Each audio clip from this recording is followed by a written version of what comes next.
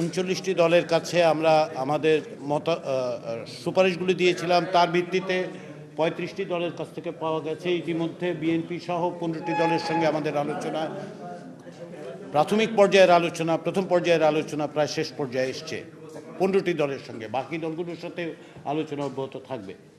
আমরা আশা করছি যে আজকে বাংলাদেশ জাতীয়তাবাদী দলের সঙ্গে আলোচনার এই তৃতীয় দিনে প্রাথমিক পর্যায়ের আলোচনায় আমরা সমাপ্তি টানতে পারব। আমি এটা আপনাদেরকে অবহিত করতে পারি যে ইতিমধ্যে যে সমস্ত দলের সঙ্গে আলোচনা হয়েছে এই বিষয়ে জাতীয় ঐক্যমত্য কমিশনের প্রধান উপদেষ্টা অধ্যাপক মোহাম্মদ ইউনূসকে অবহিত করা হচ্ছে। প্রতিদিন প্রত্যেকটি বিষয়ে তিনি দিক নির্দেশনা দিচ্ছেন। আমরা প্রথম পর্যায়ের আলোচনায় বেশ কিছু বিষয়ে লক্ষ্য করেছি যে বাংলাদেশ জাতীয়তাবাদী দলের সঙ্গে আমাদের ঐক্যমত্য কমিশনের পক্ষ থেকে এবং সংশ্লিষ্ট কমিশনগুলোর পক্ষ থেকে যে সমস্ত সুপারিশ দেওয়া হয়েছে বেশ কিছু বিষয়ে সামঞ্জস্য আছে, বেশ কিছু বিষয়ে মত ভিন্নতাও আছে। এই মত ভিন্নতাগুলোর ক্ষেত্র বিশেষে বাংলাদেশ জাতীয়তাবাদী দলের পক্ষ থেকে যেটা বলা হয়েছে, অনেকগুলোর ক্ষেত্রে তারা নীতি নির্ধারকদের কাছে যাবেন, আলোচনা করবেন এবং পরবর্তী সময় আমাদেরকে জানাবেন।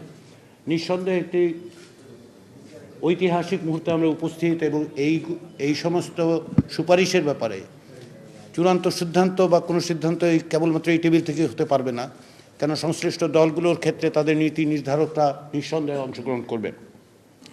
আমরা আশা করছি যে সেগুলো আমরা জানতে পারবো খুব শিগগিরই।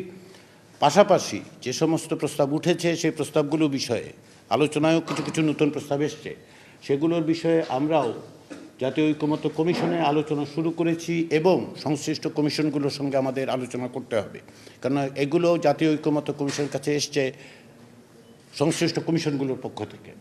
ফলে আমরা প্রাথমিক পর্যায়ে যে আলোচনাটা করছি সমস্ত রাজনৈতিক দলগুলোর সাথে, আমি আশা করি যে আজকে তৃতীয় দিনের মতো এই আলোচনায় বিএনপির সঙ্গে আলোচনায় আমরা এক ধরনের সমাপ্তি টানতে পারবো। আপনারা জানেন যে সংবিধান বিষয়ে বেশ কিছু আলোচনা হয়েছে, পাশাপাশি নির্বাচন ব্যবস্থা নিয়েও কিছু সংস্কার নিয়ে কিছুটা কথা হয়েছে। আজকে আমরা জনপ্রশাসন, দুর্নীতি দমন কমিশন এবং বিচার বিভাগ সংক্রান্ত বিষয়গুলোতে আলোচনা করে এক জায়গায় আসতে পারবো বলে মনে করছি।